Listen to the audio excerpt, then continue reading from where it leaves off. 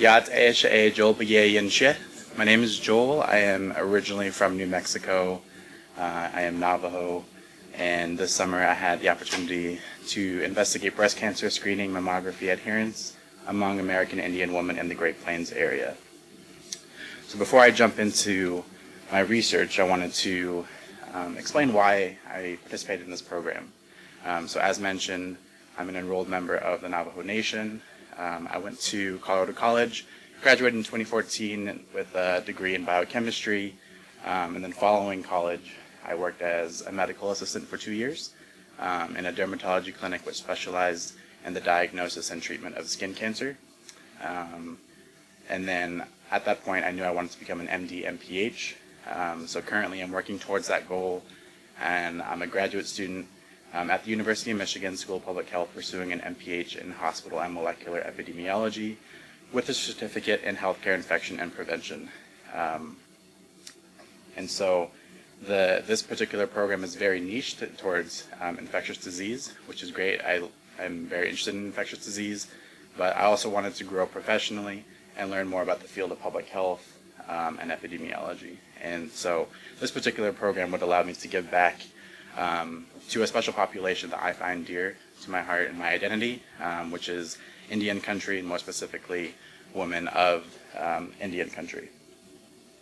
So in regards to breast cancer here in the United States, mortality rates have been decreasing for Caucasian and African American women, but unfortunately for women living in Midwestern reservations, mortality rates have been increasing.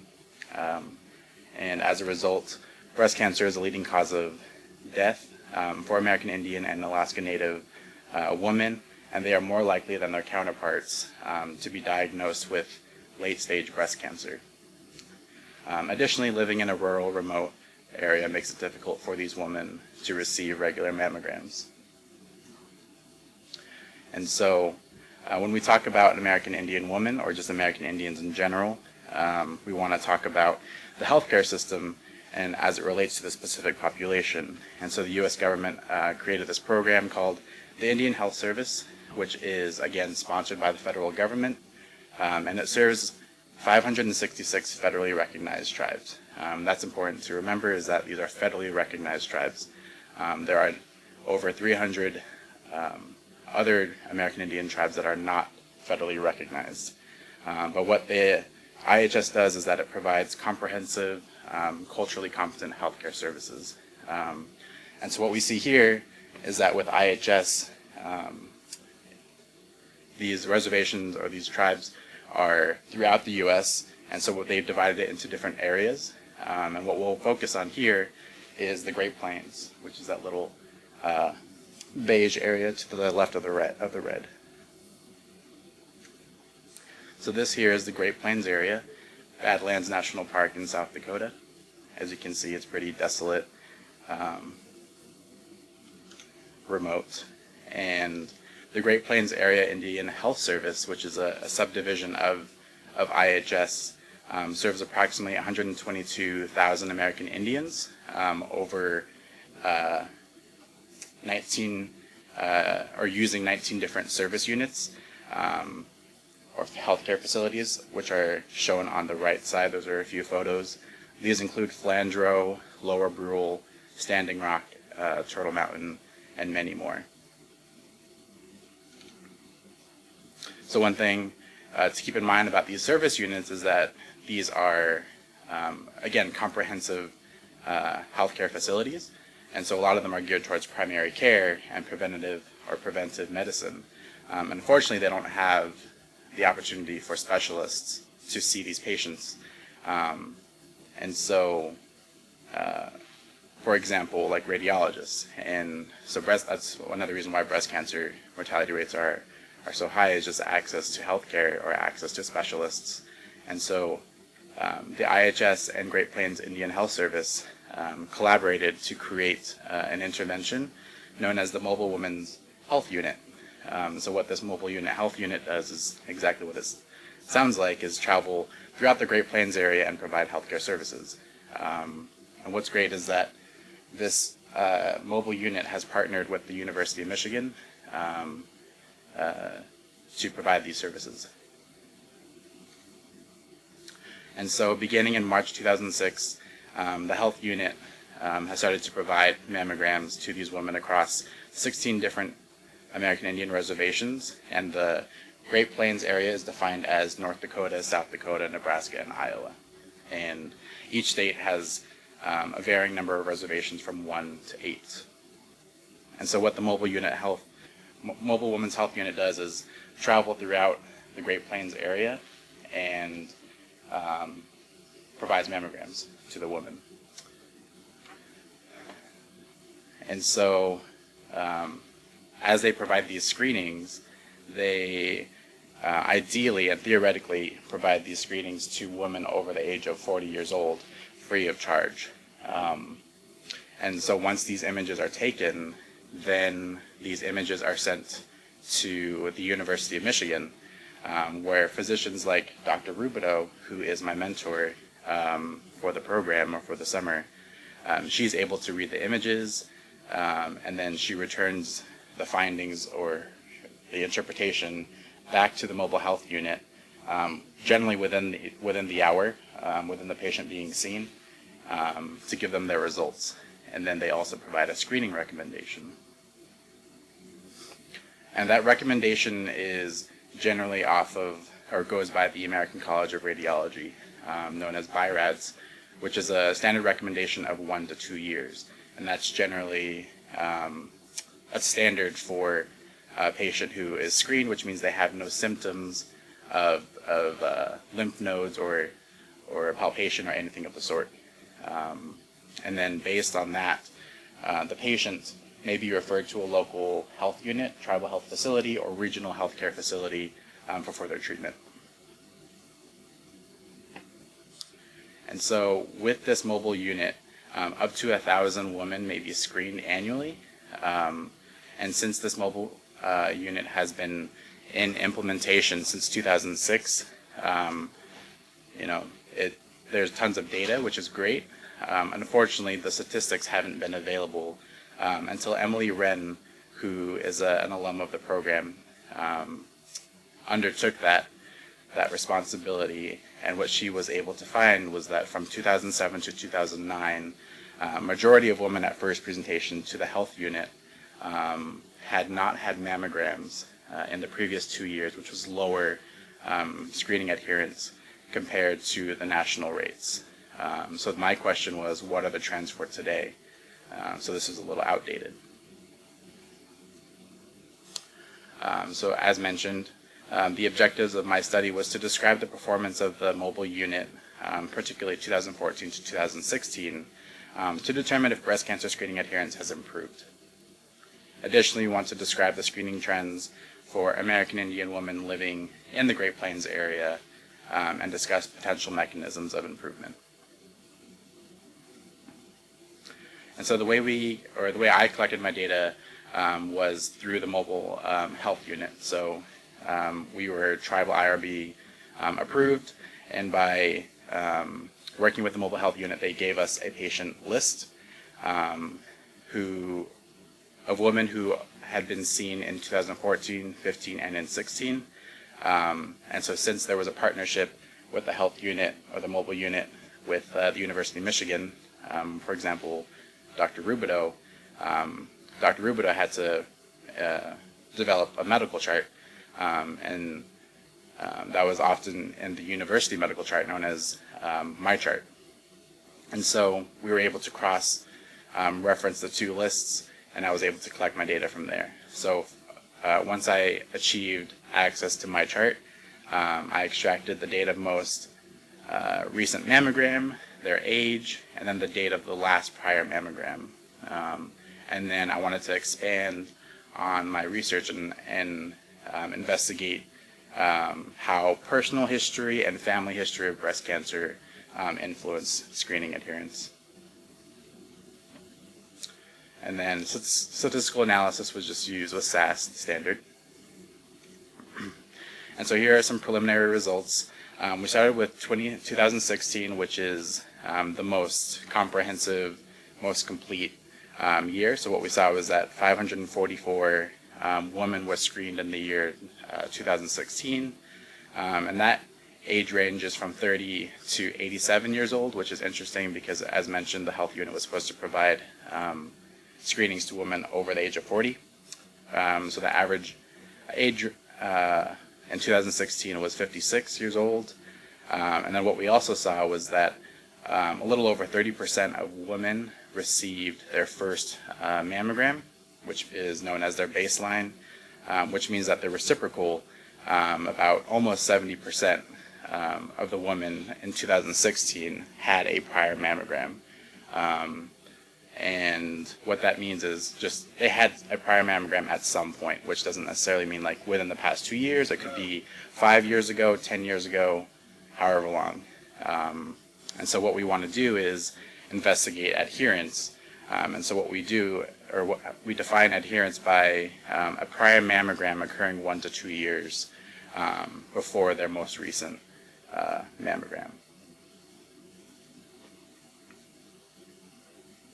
And so what we'll want to do is we're still working on 2015. We have 629 women who were screened in 2015. We're a little more than halfway through that, so we need to finish that and then also do 2014 as well. So there's still plenty of work to be done. And so what we want to do is, what I want to do is compare my findings with Emily's. And so when we compare 2007 to 2009 to just the year of 2016, it's interesting because we see that baseline for Emily, she found about 60% of women received a baseline compared to my findings, which is about 30%. And so what we see is that more American Indian women have had a prior mammogram in 2016 compared to 2007 to 2009. So now the question is, how do their adherence rates compare? And that story is to be continued. So what I want to do is finish collecting my data, clean my data, obtain a final data set, and then apply inclusion-exclusion criteria to be used for statistical analysis. And then we also want to determine the screening adherence rates for each fiscal year, 14, 15, and 16, and then compare those to Emily's. Additionally, on top of that, so since these are, again, American Indian women, it'd be interesting to look at how these women at screening adherence rates compared to women of other racial and ethnic identities, such as Caucasian women and African American women. And then, as mentioned, the mobile unit will travel throughout the Great Plains area. So one thing that I would like to do is also investigate screening adherence rates based on clinic site, for example, the Standing Rock Service Unit. And what we notice initially is that there are certain clinic sites that have more patients or more women who were seen by the unit compared to others. And the question is why? And so what we want to do there is determine factors that are associated with the observed rates. Is this because of medical and administrative staff? Because each clinic site is responsible for filling appointment slots for the mobile unit? Is it because of geographical location, geographical density, equipment and technology? What's going on there? And then, as mentioned, I've also been collecting data on personal and family history of breast cancer. So we want to determine the influence, if any, of those predictors as well. So implications of this particular study is that it provides updated statistics for the mobile unit. And so since we are working with, in collaboration with the Great Plains Indian Health Service, we're going to give these results back to the community, and this will help them in obtaining sustained financial assistance for the program, and kind of overall just emphasize the importance for mobile mammography. Again, the overall goal is to increase screening adherence rates, which will ideally or theoretically reduce breast cancer mortality rates. So my learning experience through this program is that data collection is a long and tedious process, but very necessary. Also, what I noticed is that as I went through each patient chart, I found other items I was like, oh, that could be interesting to look at, that could be interesting to look at. And so what I realized is that it's important to revisit your research question on a regular basis. Also, being at the University of Michigan, there are tons of resources available, especially at the hospital, to the point where I was actually overwhelmed. So in other words, I had to learn how to ask specific questions and learn how to maximize the utilization of each resource. Additionally, with the mobile unit, we see that had Emily and I not done this project, there's plenty of unanalyzed data. And so what we want to do is, or personally, is I'd want to consider future projects with existing data. And then lastly, as I went through each medical chart, I noticed that there was a lot of variation from provider to provider. And so maybe consider methods of standardization for patient EMR. I'm not sure if this is even possible. Yeah. And so future directions for this particular study would be to continue collecting data as it becomes available. So again, I'm only working from 2014 to 2016, and the mobile unit is currently in service as we speak, and so there's data coming in, and so keeping up with that data and making sure that we don't fall behind. Another thing that I would be really interested in learning more about is comparing the Great Plains mobile unit to other mobile units. So for example, in Minnesota, there is a tribe called the Shakopee who have a mobile unit, and theirs is doing really well. So in other words, how does this mobile unit compare to their mobile unit? And by comparing and contrasting American Indian tribes, this will hopefully and ideally encourage other tribes to provide these type of services to their people. And in discussing the strengths and limitations of the project, I think the tribal involvement is definitely a strength, but also kind of a limitation. So especially with the IRB process, it took almost 6 months just to get IRB approval. So Dr. Rubina and I had been working on IRB approval long before we even started the summer.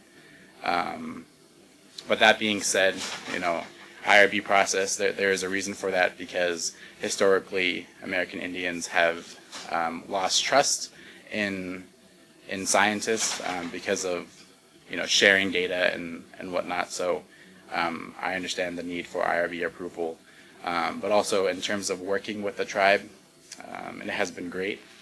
We frequently communicate, and I even had to get approval just to give this presentation today.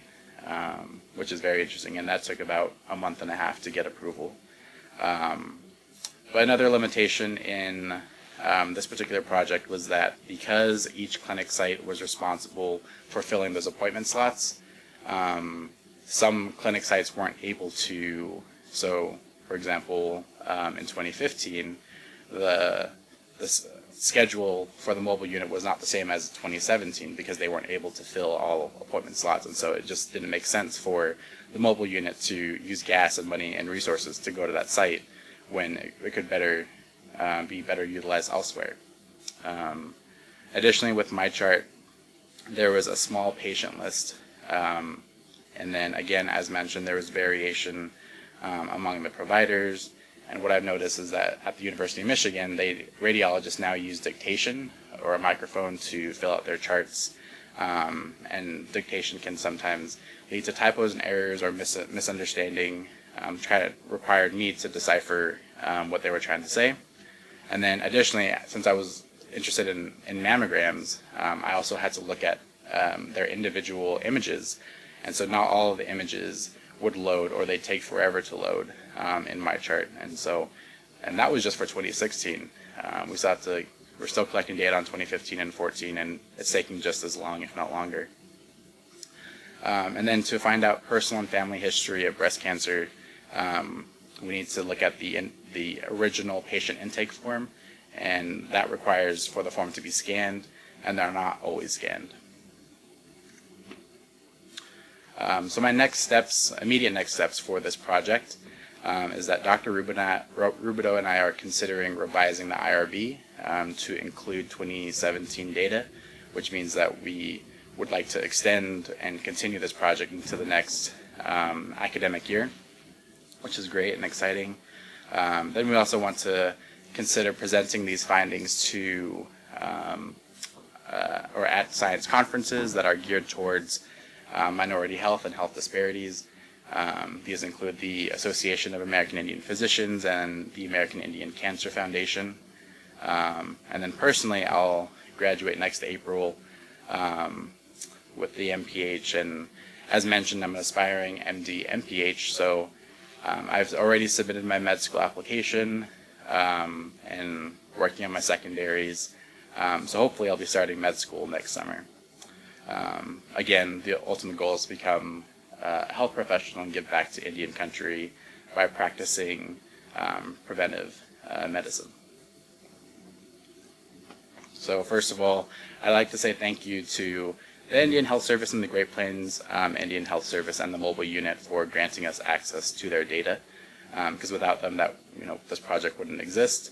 Additionally, I'd like to thank Dr. Solomon and Cornelia for your continued support throughout the summer and the rest of the CEESP program, and then Dr. Rubidoux, Lisa, and Raphael at the University of Michigan, as well as the rest of the Division of Breast Imaging, and then other tools such as the Michigan Institute for Clinical and Health Research, Data Direct, and eMERS. Any questions? Thank you, Joe. Questions, comments? Dr. Chamberlain. Although it wasn't one of your objectives, I'm very interested in sparse populations, and as you know, a diagnosis of breast cancer is not just dependent upon a mammogram. So a woman with a suspicious mammogram will probably need additional diagnostic procedures or screening procedures, sonograms, fine needle aspiration, and all of that. Can any of that be provided? So if you have a 1 hour turnaround on a mammogram, can any of that be provided by the mobile unit there? And would that be an interesting future study? Yeah, that'd be interesting. But the thing with that is, in order to do that, you need more equipment and more services, more lab technicians, and in essence, more money. And IHS just doesn't have the money to do that. And again, so the 544 patients, women that we saw screened in 2016, those are patients who were screened and had a BI-RADS score of 0, which means that it was benign. They didn't require follow-up, or there was no question in interpreting their mammogram. It was definitely a negative for breast cancer. Right, and that's a usual statistic. But for those women that need further workup, where would they go? In this region, they go to an Indian Health Service facility, or? It would depend on the location. So they could go to an IHS facility, or they could go to a regional facility. So that's a good question. And I mean, because one question that I have is that, because the mobile unit gives us a patient list, but again, these are all patients who were negative for breast cancer. So my question is, what are the remainder of that patient list, and what happened to them? Did they end up getting breast cancer? Did they end up needing a biopsy and that turned out benign or malignant? What's going on there? Yeah. And we published a couple of papers, heavily, in fact, published another paper on breast cancer among Native Americans, and Jenna Johnson also published a paper on the linkage between the IHS, the tribal registry, and the state registry, and how the incidence of breast cancer and other cancers could be increased when you link the three registries. Also from the work in Arizona, we showed that patients, if they are near a major city, like near Tucson or Phoenix, they would go to the University Medical Center for treatment. And that's something that could be investigated also in future studies. Other questions, comments? I had a question. You mentioned that, this study might motivate other tribes to improve screening. And I didn't know how the process is to decide what services IHS is providing to what tribes and who decides that. Yeah, so that's a good question. So each tribe is a sovereign nation. And so what that means is each tribe has its own government, which means that they govern their own people. And so the question is, they have this service of IHS, or this support system. It's just up to the tribe as to how they implement it. So for the Great Plains, they have a region, and they collaborated among all the tribes to look at, to provide services to multiple reservations. And so the question of how specifically each tribe does that, it just depends on the tribe and what their budget looks like. So, and that's another thing that I was interested in, was stratifying my results by tribal affiliation. But unfortunately, because it's regional, you're providing these services to multiple tribes, and so it's hard to figure out, because a lot of these American Indians just have a P.O. box, which means they don't have like an actual mailing address. So you can't identify or categorize each patient to a specific tribe just based off of a P.O. box. Thank you, Joe. Yep.